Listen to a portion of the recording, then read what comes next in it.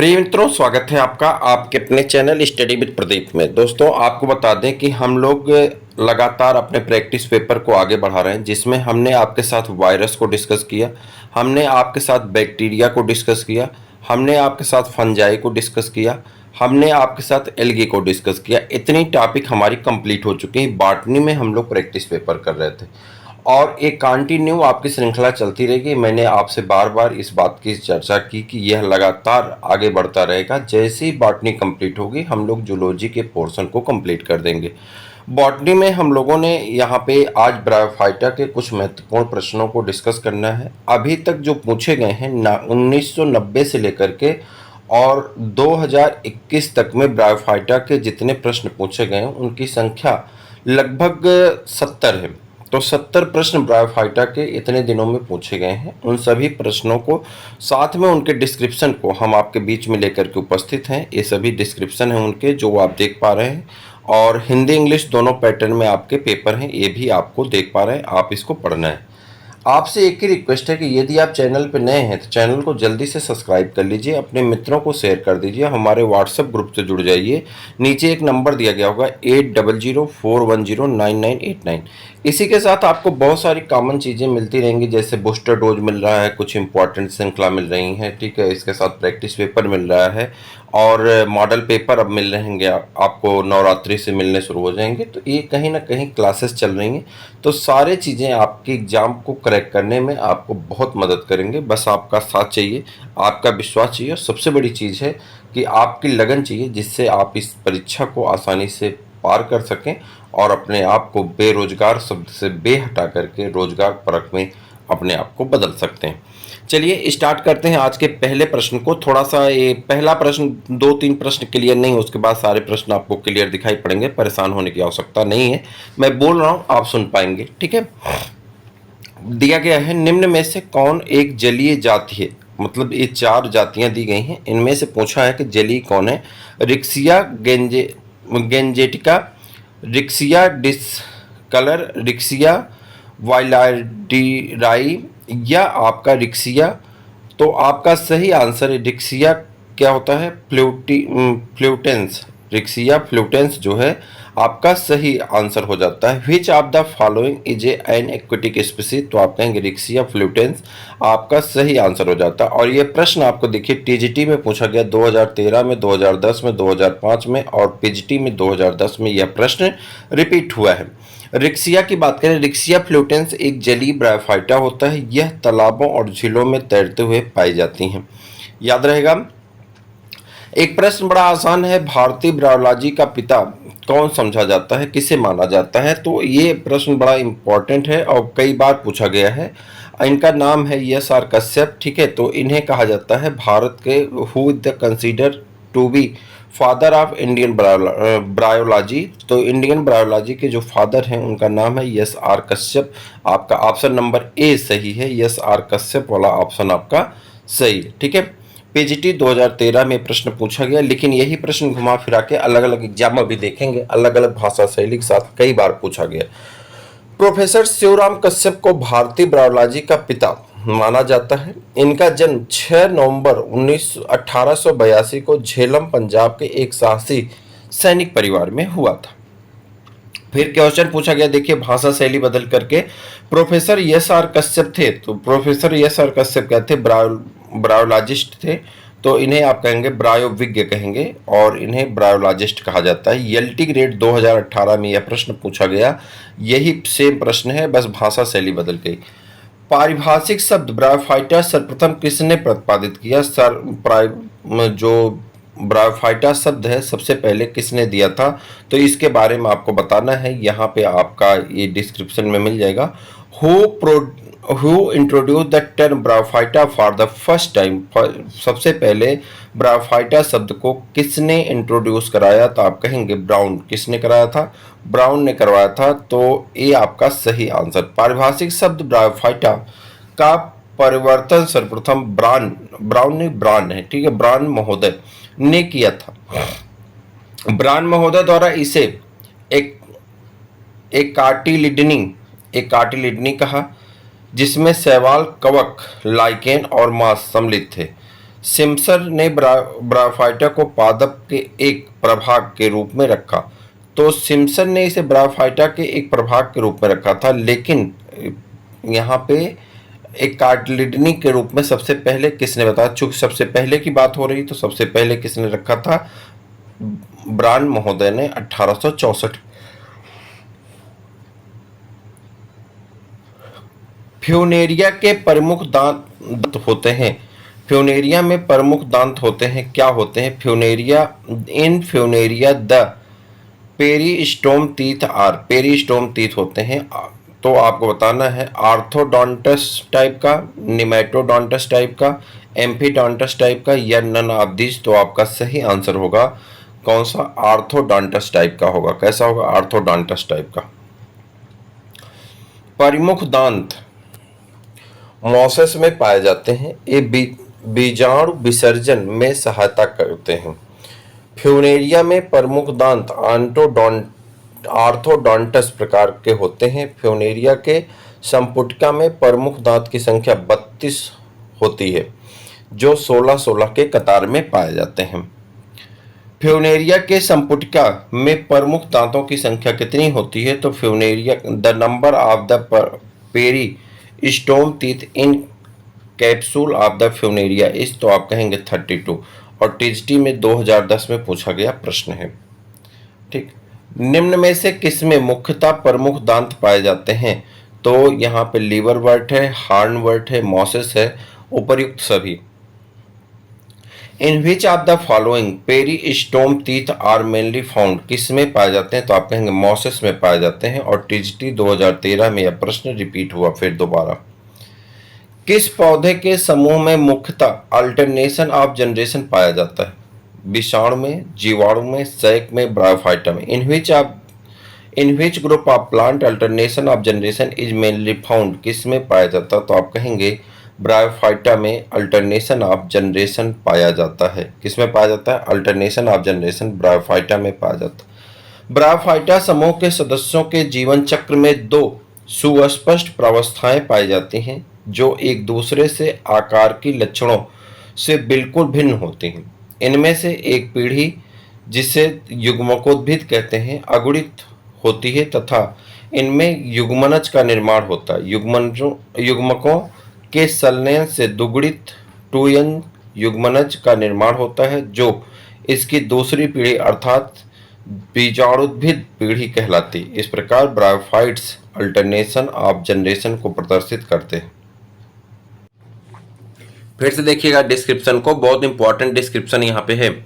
कह रहा है कि ब्रायोफाइटा समूह के सदस्यों का जीवन चक्र दो सुस्पष्ट प्रावस्थाओं से में पाई जाती हैं, जो एक दूसरे से आकार की लक्षणों यानी मार्फोलॉजिक कैरेक्टर से बिल्कुल भिन्न होती हैं।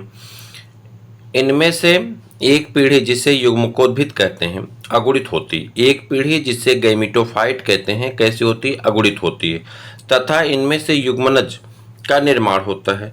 युग्मनज के संलयन से 2n युग्मनज जाइगोट का निर्माण होता है, जो इसकी दूसरी पीढ़ी अर्थात बीजाणुद्भिद पीढ़ी स्पोरोफाइट जनरेशन कहलाती है। इस प्रकार ब्रायोफाइटा अल्टरनेशन ऑफ जनरेशन को प्रदर्शित करते हैं। निम्नलिखित में से कौन सा एम्ब्रियोफाइटा समूह के अंतर्गत आता है? Which of the following belonging to the group of the embryophyta, तो कौन एम्ब्रियोफाइटा के अंतर्गत आता है? तो आप कहेंगे ब्रायोफाइटा जो है एक किसके अंतर्गत आता है? एम्ब्रियोफाइटा के अंतर्गत आता है। एम्ब्रियोफाइटा के अंतर्गत ब्रायोफाइटा, टेरिडोफाइटा, जिम्नोस्पर्म तथा एंजियोस्पर्म रखे गए हैं। इसकी मुख्य विशेषताएं निम्न हैं। क्या रखे गए हैं? ठीक है, ब्रायोफाइटा, टेरिडोफाइटा और जिम्नोस्पर्म, एंजियोस्पर्म को रखा गया। युग्मनज में बहुकोशिकीय बीजाणु जनन का निर्माण होता है, जिसे भ्रूण कहा जाता है। बहुकोशिकीय बीजाणु जनन का निर्माण होता है, जिसे क्या कहते हैं? भ्रूण कहा जाता है। ठीक, इसके बाद आ जाइएगा, इन पादपों के शरीर की सभी कोशिकाओं का एक ऐसा कार्य नहीं होता, एक जैसा कार्य नहीं होता है। लैंगिक अंग बहुकोशिकीय होते हैं और युग्मनज सदैव बंद कोशिकाओं द्वारा ढके रहते हैं। पीढ़ी एकांतरण स्पष्ट होता है। ठीक, रिक्सिया और मार्केंसिया पौधे किस समूह में आते हैं? रिक्सिया और मार्केंसिया पौधे जो हैं ये ब्रायोफाइटा के अंतर्गत आते हैं। Riccia and Marchantia are placed in, तो रिक्सिया और मार्केंसिया को कहाँ पे प्लेस्ड किया गया, तो आप कहेंगे ब्रायोफाइटा के अंतर्गत पेस्ट किया गया है।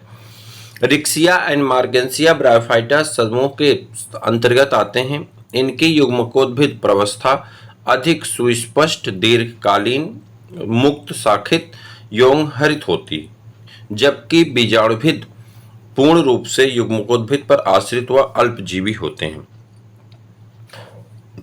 किस पौधे के बीजाणु चतुस्क में बीजाणुओं की व्यवस्था समद्विपार्श्विक होती है? 4 स्पीशीज दिए गए हैं, आप नाम देखिए उसके बाद आंसर बताइए। ध्यान से देखिए, तो दिया गया है रिक्सिया पर्सोनाई, रिक्सिया मार्केंसिया पामेटा, पेलिया एपिफाइला और एंथोसिरास लिविस। तो आपको बताना सही यहाँ पे iso bilateral arrangement in the spore of the spore tetrad is reported in which of the plant? Riccia personii, Marchantia palmata, Pellia epiphylla और एंथोसिरास लिविस। तो कौन सही है? तो आप कहेंगे, तो यहाँ पे आप कहेंगे रिक्सिया पर्सोनाई के बीजाणु चतुस्क में बीजाणुओं की व्यवस्था समद्विपार्श्विक आइसो बाइलेटरल होती है, जो कि एक ही समय में स्पॉन्टेनियसली विभाजन करके बनते हैं। नर्स कोशिकाएं किस में पाई जाती हैं? नर्स कोशिकाएं किस में पाई जाती हैं? रिक्सिया में, मार्केंसिया में, फ्यूनेरिया में? कोई नहीं। तो nurse cell are found in, तो नर्स सेल पाई जाती हैं जो है रिक्सिया में। किस में पाई जाती हैं? रिक्सिया में पाई जाती हैं। और इधर आ जाते हैं, रिक्सिया एक साधारण लीवरवर्ट है जो उपजगत के फाइलम ब्रायोफाइटा का सदस्य है। रिक्सिया में युग्मनज में कई विभाजन के पश्चात बने भ्रूण में एंडोथीसियम आर्कीस्पोरियम की कोशिकाएं जल्दी जल्दी विभाजित होकर के बड़ी संख्या में स्पोरोजिनस कोशिका का निर्माण करती हैं। इस विभाजन के दौरान कभी कभी कुछ बंद कोशिकाएं भी बनती हैं, जिन्हें नर्स कोशिका कहा जाता है। इनका कोशिका द्रव्य रिक्तिका युक्त होता है। ये विकसित होने पर स्पोरोफाइट को पोषण प्रदान करती हैं। विकसित होने पर स्पोरोफाइट को क्या देती? पोषण प्रदान करती है। हो गया। फिर से देखिए इसको एक बार, कैसे कि यहाँ पे इंपॉर्टेंट चीजें हैं। देखिए एक बार कह रहा है रिक्सिया, ध्यान से देखिएगा, रिक्सिया एक साधारण लीवरवर्ट है जो उपजगत एम्ब्रियोफाइटा के फाइलम ब्रायोफाइटा का सदस्य है। ठीक, यहाँ तक तो कोई दिक्कत नहीं। रिक्सिया के युग्मनज यानी जाइगोट में कई विभाजन के पश्चात भ्रूण के एंडोथीसियम की कोशिकाएं जल्दी जल्दी विभाजित होकर के बड़ी संख्या में स्पोरोजिनस कोशिका का निर्माण करती हैं। ठीक, इस विभाजन के दौरान कभी कभी कुछ बंद यानी स्टेराइल कोशिकाएं भी बन जाती हैं, जिन्हें नर्स कोशिका कहा जाता है। स्टेराइल कोशिका को ही क्या कहते हैं? नर्स कोशिका कहते हैं। मिला? स्टेराइल कोशिका को क्या कहते हैं? नर्स कोशिका कहा जाता है। इसका कोशिका द्रव्य रिक्तिका युक्त होता है। ये विकसित होने पर स्पोरोफाइट को पोषण प्रदान करते हैं।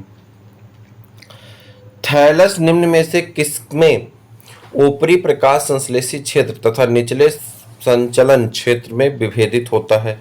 रिक्सिया में, मार्केंसिया में, एंथोसिरास में? किस में होता है? तो आपको बताना होगा। तो यहाँ पे ऑप्शन आपको दो दिए गए। Thallus is differentiated into upper photosynthetic region and lower storage region in Riccia, Marchantia, Anthoceros. Select the correct option. यहाँ से आपको सेलेक्ट आंसर करना है। तो आप कहेंगे रिक्सिया में होता है और किस में होता है? तो रिक्सिया में होगा और मार्केंसिया में होगा। सुकाय यानी थैलस ऐसे पादप शरीर को कहते हैं जिसमें जड़, तना एवं पत्ती विकसित नहीं होते। थैलस किसे कहा जाता है? Root, stem, leaf are not present in this plant. इसमें रूट, स्टेम, लीफ का डेवलपमेंट नहीं होता है। उदाहरण रखते हैं तो यहाँ पे आपको शैवाल मिल जाता है, कवक मिल जाता है, ब्रायोफाइटा मिल जाते हैं। रिक्सिया और मार्केंसिया ब्रायोफाइटा वर्ग के सदस्य हैं। इनमें सुकाय के ऊपरी भाग में प्रकाश संश्लेषण की क्रिया संपन्न होती, जबकि निचले भाग में खाद्य संग्रह का कार्य किया जाता है। ठीक, ब्रायोफाइटा है। ब्रायोफाइटा क्या है? जलीय है, स्थलीय है, उभयचर है। तो आप कहेंगे एम्फीबियस है या एम्फीबियस है, और ये उभयचर के अंतर्गत आते हैं। टीजीटी 2009 में पूछा गया प्रश्न है। और इधर आ जाएंगे तो आपके सामने ब्रायोफाइटा पौधों को उभयचर माना जाता है, अतः इसे पादप जगत का उभयचर कहते हैं। यह दोनों स्थानों पर अपने जीवन को पूरा करता है। इन पौधों को अपना जीवन चक्र पूरा करने के लिए जलीय तथा स्थलीय दोनों माध्यमों की आवश्यकता होती है। ब्रायोफाइट्स इस नाम से भी जाने जाते हैं संवहन, क्रिप्टोगेम्स, फेनेरोगेम्स, पादप जगत के उभयचर। तो किस नाम से जाने जाते हैं? पादप जगत के उभयचर के नाम से जाने जाते हैं। पादप जगत के उभयचर हैं ब्रायोफाइट्स। तो पादप जगत के उभयचर कौन है? वो ब्रायोफाइट्स हैं, और ये 2004 में भी यह प्रश्न रिपीट किया गया। विशालतम ब्रायोफाइट्स हैं, ये इंपॉर्टेंट प्रश्न है, टीजीटी 2010 में पूछा गया प्रश्न है। टीजीटी 2010 में ब्रायोफाइटा से खूब क्वेश्चन आए थे।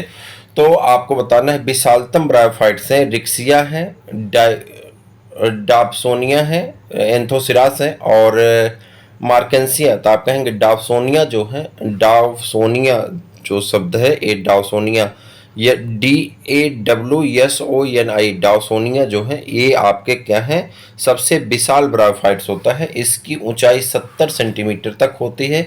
अधिकांश ब्रायोफाइटा छोटी साइज के होते हैं, लेकिन यह 70 यानी 70 सेंटीमीटर तक का पाया जाता है। सबसे बड़ा होता है डाउसोनिया जो है, एक विशालतम ब्रायोफाइट्स के रूप में जाना जाता है। याद रखिएगा, प्रश्न 2010 में पूछा गया है तो रिपीट कभी भी हो सकता है, और हो सकता है इसी साल रिपीट हो जाए। बहुकोश के तिरछे पटयुक्त मूलाभास पाए जाते हैं। तो ये बहुकोश के तिरछे पटयुक्त मूलाभास पाए जाते हैं। कहाँ पे पाए जाते हैं? तो आप कहेंगे फ्यूनेरिया में। कहाँ पे पाए जाते हैं? तो फ्यूनेरिया में पाए जाते हैं। तो आपका सही आंसर हो जाएगा फ्यूनेरिया, यानी ऑप्शन नंबर बी आपका सही आंसर है। फ्यूनेरिया में बहुकोश के तिरछे पट्टयुक्त मूलाभास पाए जाते हैं। मूलाभास जड़ के समान रचनाएं हैं जो पौधों को भूमि में स्थिर रखती हैं तथा खनिज व जल अवशोषित करती हैं। निम्नलिखित में कौन एक लिंगाश्रयी जाति है? कौन ऐसा है जो एक लिंगाश्रयी होता है? R crystallina, R glauca, R pathankotensis, R himalayensis. तो यहाँ पे 4 अलग अलग स्पीसीज दी गई हैं। आर हिमालयंसिस जो हैं, ये जो है जीनस स्पीसीज, इनके ये एक डायोसियस होते हैं, मतलब एक लिंगाश्रयी होते हैं। इसमें नर तथा मादा जननांग अलग अलग थैलस पर पाए जाते हैं। रिक्सिया के पुमड़ु हैं, रिक्सिया के पुमड़ु हैं। तो एक कसाब की, दो कसाब की, चतुर्थ कसाब की या बहु कसाब की। एंथोजॉइड्स ऑफ रिक्सिया आर, रिक्सिया के एंथोजॉइड्स होते हैं बाईफ्लेजलेटेड। तो आपका सही आंसर हो जाएगा बाईफ्लेजलेटेड आपका, यानी दुई कसाब की। रिक्सिया में पुमड़ दुई कसाब के होते हैं। ए मुड़े हुए तथा लंबे आकार के होते हैं। ब्रायोफाइट्स को शैवाल से पृथक किया जा सकता है क्योंकि ये थैलस के आकार के होते हैं। इनमें संवहन ऊतक नहीं होता है। इनमें आर्किगोनियम के बाहर बंद कोशिकाएं होती हैं। इनमें क्लोरोप्लास्ट होता है। ब्रायोफाइटा को शैवाल से पृथक किया जा सकता है क्योंकि ये थैलस के आकार के होते हैं। ये संवहन ऊतक नहीं होता है। इनमें आर्किगोनिया के बाहर बंद कोशिकाएं पाई जाती हैं। इनमें क्लोरोप्लास्ट होता है। तो आप कहेंगे possess archegonia with outer sterile cell. Bryophyta को शैवाल से पृथक किया जा सकता है क्योंकि इनमें आर्किगोनिया के बाहर बंद कोशिकाएं होती हैं। आर्किगोनिया मादा जनन अंग है। शैवालों में जनन अंगों के बाहर बंद खोल नहीं होती है। ब्रायोफाइटा में बीजाणुद्भिद अवस्था है। ब्रायोफाइटा की बीजाणुद्भिद अवस्था हमेशा हैप्लॉयड। उसके बाद आगे बढ़ जाएंगे। यहाँ पे दिया गया है हमेशा डिप्लॉयड, अधिकतर डिप्लॉयड पर कभी कभी हैप्लॉयड और ज्यादातर क्या ट्रिप्लॉयड। तो आप आएंगे क्वेश्चन नंबर 22 पे, और यहाँ पर रखा गया है in bryophytes the sporophytic stages. Bryophyte में स्पोरोफाइटिक स्टेज कैसा होता है? तो स्पोरोफाइटिक स्टेज हर वक्त कैसा होगा? डिप्लॉयड होगा। कैसा होगा? स्पोरोफाइटिक स्टेज डिप्लॉयड होगा। ब्रायोफाइटा में बीजाणुद्भिद अवस्था हमेशा डिप्लॉयड होती है। युग्मकोद्भिद अवस्था एक अगुणित अवस्था है जिसकी अंतिम कोशिका युग्मक होती है। अगुणित युग्मक से मिलने से जाइगोट बनता है जो कि दुगुणित होते हैं। तथा वही बीजाणुद्भिद अवस्था की प्रथम कोशिका होती है। ब्रायोफाइटा में युग्मकोद्भिद मुख्य पौधा होता है। ब्रायोफाइटा में युग्मकोद्भिद कैसा होता है? मुख्य पौधा होता है जिसमें बीजाणुद्भिद संलग्न होते हैं। ठीक, तो यहाँ पे पूछा जा रहा है बीजाणुद्भिद अवस्था हमेशा कैसे होती है?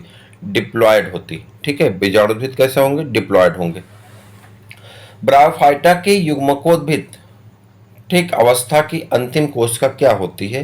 अंतिम कोशिका है, तो अंतिम कोशिका क्या होगी?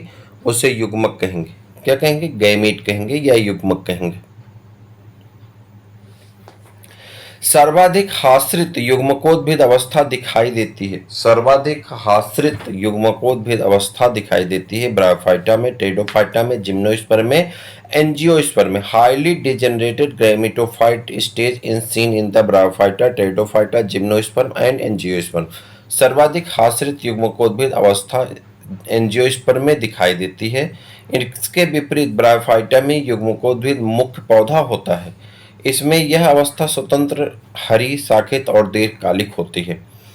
फ्यूनेरिया में गोपक का निर्माण होता है। फ्यूनेरिया में गोपक का निर्माण होता है पुंधानी द्वारा, स्तंभिका द्वारा, संपुटिका द्वारा या स्त्रीधानी द्वारा। In Funaria the calyptra is found in antheridium, columella, capsule, archegonium. आपको बताना है सही आंसर क्या होगा, तो आप कहेंगे सही आंसर है कि इसका जो है ये क्या नाम है? आर्चिगोनियम। यहाँ पर आ जाइए। फ्यूनेरिया में निषेचन के पश्चात स्पोरोफाइट यानी युग्मकोद्भिद का निर्माण होता है जिसे स्पोरोगोनियम कहते हैं।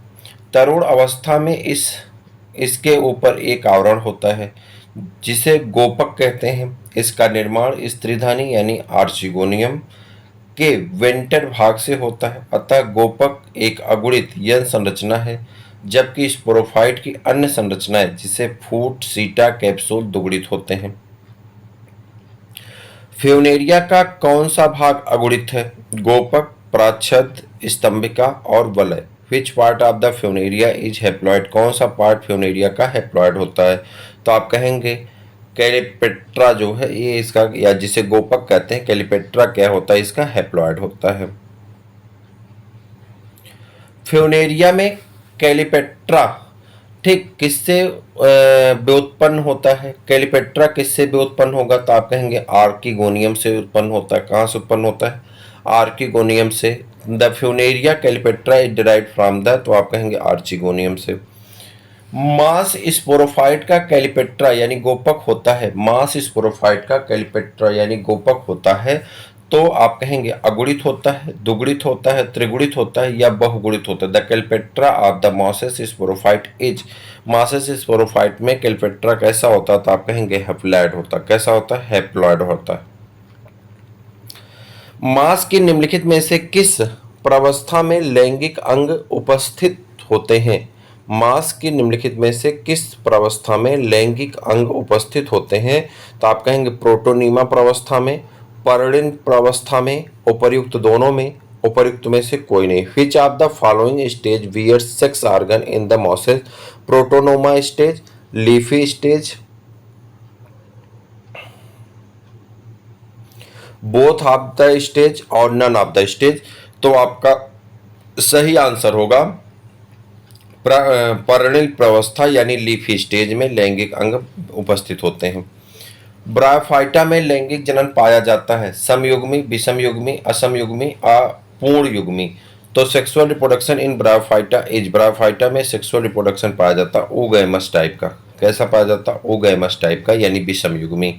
ब्रायोफाइटा में विषमयुग्मी लैंगिक जनन पाया जाता है। इसमें नर पुंधानी तथा मादा स्त्रीधानी होते हैं।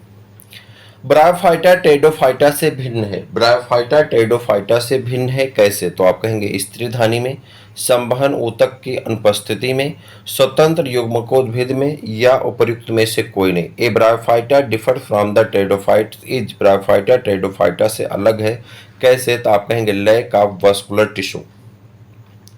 ब्रायोफाइटा तथा टेरिडोफाइटा पौधे में बीज निर्माण नहीं होता है तथा दोनों में ही स्त्रीधानी नामक मादा जननांग के रूप में पाया जाता है। दोनों में प्रायः स्वतंत्र और स्वपोषी युग्मकोद्भिद भी होते हैं। परंतु ब्रायोफाइटा में संवहन ऊतक जाइलम एवं फ्लोएम नहीं पाए जाते हैं, जबकि टेरिडोफाइटा में पाए जाते हैं। मांस कैप्सूल का विसर्जन किसके फटने से होता है? अपरकुलम, पेरिस्टोम, एनुलस और कैलिपेट्रा। तो आप बताएंगे the dehiscence of the moss capsule takes place by the rupture of the following. तो आपका सही आंसर होगा अपरकुलम। क्या होगा? अपरकुलम 2005 की पीएचडी में पूछा गया प्रश्न है। ये पीडीएफ थोड़ा सा इसका वाला क्लियर नहीं है, मैं पढ़ दे रहा हूं, आप ध्यान से सुन लीजिएगा। मांस कैप्सूल का स्फुटन अपरकुलम के फटने से होता है। परिपक्व होने पर अपरकुलम बाहर आ जाते हैं तथा फट जाता है। इस प्रकार में जो पेरिस्टोमियम होल दिखाई देने लगते हैं और बीजाणु बाहर निकलने लगते हैं। ठीक। और ए है आपका, एक क्वेश्चन ए भी नहीं है, ए भी नहीं आपका स्पष्ट दिख रहा है, यहाँ से आपको मिलेगा। ठीक है। विच of the following the true masses, कौन सा यहाँ पे ट्रू मास के रूप में जाना जाता है? तो आप कहेंगे बिग मॉसेस को ट्रू मास से, या बॉग मास को जिसे पीट मास या स्फेग्नम मास कहते हैं, सत्य मास है। यह ब्रायोफाइटा के अंतर्गत आता है। इसकी जीवित तथा मृत दोनों प्रकार की कोशिकाएं जल अवशोषित करने की क्षमता रखती हैं। यह अपने शुष्क भार का 25 गुना तथा जल अवशोषित कर सकता है। रेंडियर मास अर्थात क्लेडोनिया रेंजीफेरेना सैक लाइकेन के अंतर्गत आता है। क्लब मास लाइकोपोडियम को तथा स्पाइक मास स्नेजलेला को कहा जाता है, जो कि टेरिडोफाइटा के अंतर्गत आते हैं। इसके बाद आ जाते हैं, आपका प्रश्न यहाँ पे कुछ दिया गया, पीट मास है। पीट मास किसे कहते हैं? तो आप कहेंगे पीट मास स्फेग्नम को कहा जाता है। सही आंसर आपका स्फेग्नम है। बॉग मास या पीट मास नाम दिया गया है तो स्फेग्नम को दिया गया है, तो ऑप्शन नंबर डी आपका करेक्ट आंसर हो जाता है। पीट मास है तो पीट मास किसको कहते हैं? स्फेग्नम को कहते हैं। किसको कहते हैं? स्फेग्नम को कहते हैं। ब्रायोफाइटा में सबसे सरल बीजाणुद्भिद पाया जाता है। ब्रायोफाइटा में सबसे सरल बीजाणुद्भिद पाया जाता है, तो आप कहेंगे रिक्सिया में। ठीक है। उसके बाद किसमें? रिक्सिया में, पेलिया में और फ्यूनेरिया में, एंथोसिरास में। तो आपका सही आंसर होगा ब्रायोफाइटा में सबसे सरल बीजाणुद्भिद पाया जाता है। किसमें? तो आप कहेंगे यहाँ पे रिक्सिया में। किसमें पाया जाता है? रिक्सिया में पाया जाता है। डिस्क्रिप्शन देखते हैं। ब्रायोफाइटा में सबसे सरल बीजाणुद्भिद रिक्सिया में पाया जाता है। रिक्सिया के बीजाणुद्भिद में सिर्फ संपुटिका पाया जाता है, जबकि पाद तथा सीटा अनुपस्थित होते हैं। पाद तथा सीटा क्या होते हैं? अनुपस्थित होते हैं। और क्वेश्चन नंबर 40 से लेकर के और अगला क्वेश्चन नंबर आपका जो है लास्ट जो है क्वेश्चन नंबर, मुझे लगता है 76 होगा, 76 होने चाहिए, हाँ 76 तक, ये हम लोग अगले वीडियो में करने वाले हैं। यानी 40 से लेकर के 76 तक हम लोग नेक्स्ट पार्ट में करने वाले हैं। तो आप देखते रहें, अपने मित्रों को शेयर करते रहें। हमने आपसे कहा था प्रैक्टिस पेपर आधे घंटे से कम का ही रहेगा, जो भी रहेगा, और आपके सामने मैं लगभग 26 मिनट, 27 मिनट, 25 मिनट का ही आपको प्रोवाइड कराता हूँ, ताकि आप एक बेल जो फ्री होती है आपकी, उस बेल में भी बैठ करके अगर आप देखना चाहें तो इन प्रैक्टिस पेपर को रिपीट कर सकते हैं और आप अपने उस खाली वक्त का यूटिलाइजेशन कर सकते हैं।